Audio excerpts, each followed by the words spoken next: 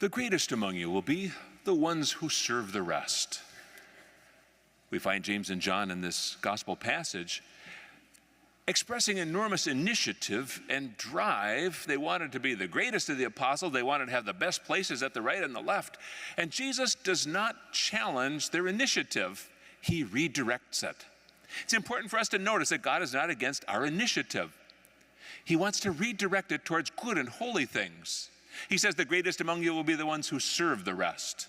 We find also that when Jesus was giving out talents, and the one receives 5 talents and the other 2, and the last person 1 talent, the person with 1 talent buried his talent. He showed no initiative at all, and he wasn't rewarded for that. In fact, he lost the talent that he had. It was given to the one who had the now 10. And we find that Jesus values initiative. He values your drive. He wants to see good things from us. He wants us to express our initiative.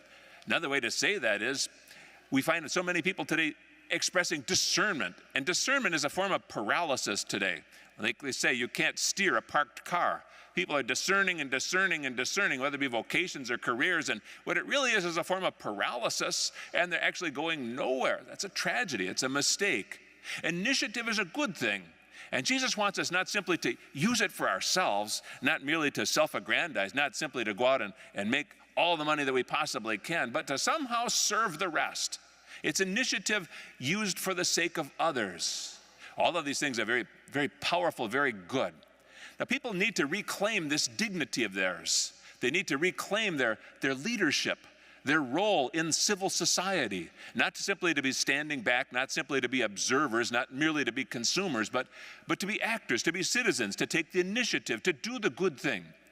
Catholic social teaching began back in 1891. Pope Leo XIII, he saw the situation of the world, and he gave a powerful teaching. He saw that radical capitalism, with the Industrial Revolution, drawing people from the country into the cities and concentrating them in factories, but not paying them a living wage in any sense, was enslaving people, was destroying people. It was eating people alive. The moguls got wealthy, and the poor people were actually being destroyed. And what we find is that opposite that came Marx with communism, the idea that in opposition to the radical capitalism, he would say that no one should own anything. It'll all be held in common. You have no right to private property at all. Both sides destroyed the worker. Both sides undermined the worker. Now, the right to private property was asserted by the church. You have this right to earn money. You have the right to earn a living wage. And you have the right not only to have it and to use it now, but to pass it on to your children, so that those who are more ambitious, harder workers can develop their farm or their business and pass it on to their children. It's a good and noble thing. The church stands for the individual, stands for the family, stands for marriage. It stands for the rights of the individual, because we're made in the image and likeness of God. In addition, the church supported the rights of workers to unionize. The great rise of the unions in 1910 and 20, 30, 40, 50, the rise of the unions was due to the church's teaching on the right to organize. And together, workers are able to accomplish great things, acting in solidarity, in union with one another. They can't get picked off by a powerful employer and dismissed and fired and treated as nothing, because they gather together, they band together, and now they have collective authority.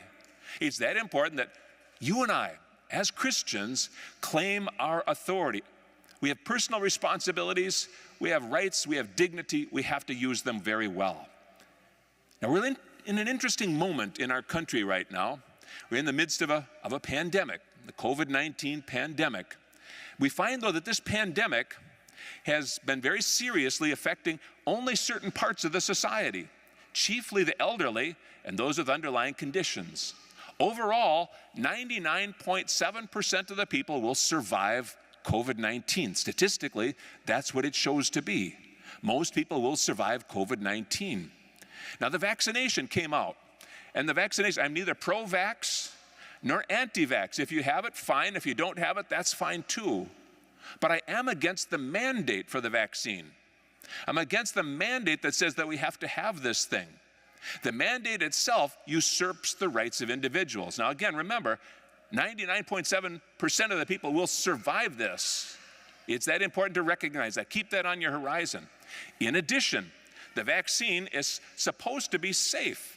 All vaccines that have not proven safe were immediately pulled off the market. But in fact, this vaccine, these several vaccines, have not proven to be remarkably safe. From the government's own VAERS analysis information, since we find the beginning of this year, there have been 798,000 adverse reactions. 18,000 have been life-threatening events. 79,000 have been hospitalized. And the number of deaths has been 16,766. That's a lot of deaths for a vaccine. Most vaccines are pulled off the market if there are only 50 deaths. So the people who are resistant have a case.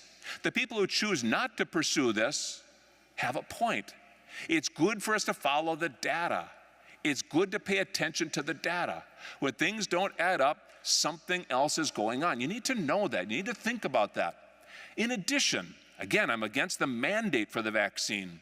In addition, what we find here is that they're not taking any account of the immunities already built up, the antibodies already acquired by those who have in fact already had COVID-19 and now have the antibodies.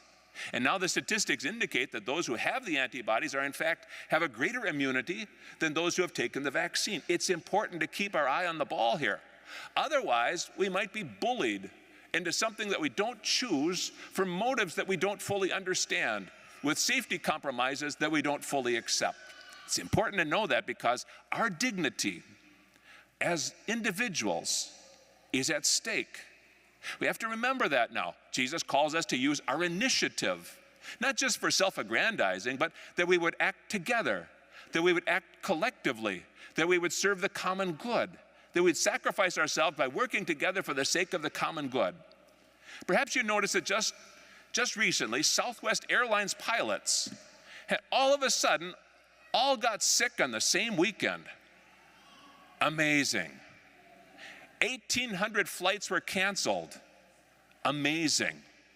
They had a vaccine mandate in their company, and all the unvaccinated were about to be terminated in early December, and they decided to act collectively. Now, that's not acknowledged in the press, not even acknowledged by Southwest Airlines, but Delta Airlines got the message. Delta, much larger carrier, got the message. They dropped the vaccine mandate. They saw what was coming. They saw that workers acting together, acting collectively, had great authority in order to stop the mandate. Delta needs to go even further and drop its additional $200 health care surcharge for the unvaccinated. They don't do that for any other illness, whether you have any diabetes issues, any blood pressure issues, those that might be HIV positive. They don't charge surcharge for anyone else except for this. They need to withdraw that mandate. The workers need to stand together. It's that important that we do so. We find the nurses who got us through the pandemic, who worked like troopers, those were heroes. Now, the unvaccinated nurses are about to be fired. They once were heroes, and now they're the victims. And it makes no sense. So many of them already have the natural immunities, having struggled through this illness. Is it time for the nurses to have a sick out? Is it time for the nurses to all be sick at the same time in order to make a point? Is it time to seize authority back from the HMOs, even back from the government, to reclaim our own authority as individuals? Now again, remember, it was solidarity of all the Polish people gathered together, solidarity together that overcame communism, that overcame the unjust mandates of a communist government. But only by acting together were they successful. It's that important that they do so. Now, the church didn't take a position either way in Poland. The church was the one that was the arbiter, that was the negotiator, standing between the workers and between the communist government. But the notion of solidarity was fully supported, that all of those people would be together. What about the doctors? Doctors now working for HMOs have lost their authority. They used to use science and art to prescribe whatever medicines they thought best in any given case. Now the HMOs have directed them not to use certain medicines, not to use certain therapeutic treatments, not to do those things that others are using in other countries and using very successfully. And they've been withdrawn. They've been taken away. And the doctors have lost their voice. the doctors have lost their authority? Is it time for the doctors to also have a sick out? Is it time for them to exercise collectively their authority in order to reassert their authority over the HMOs? Remember, a doctor is not merely an employee of an HMO. A doctor has his own authority, his own black bag, to use his science and his art to understand his patient. And that relationship between the doctor and the patient is sacrosanct. His understanding, his skills, his artistry is what you count on for care, not the HMO. They're supposed to provide the pay, not govern the type of care that you receive. Is it time for the doctors to reclaim their authority, to reclaim their voice in order that they might have freedom, that you and I might enjoy our own freedoms? These are some of the things that come out of this teaching of Jesus. He loves initiative. He loves drive. He doesn't want us merely to use it for ourselves, to use it selfishly, merely to self-aggrandize. He wants us to use it for the common good. He wants us to use it to serve others. And he reminds us, the greatest will be the ones who serve the rest.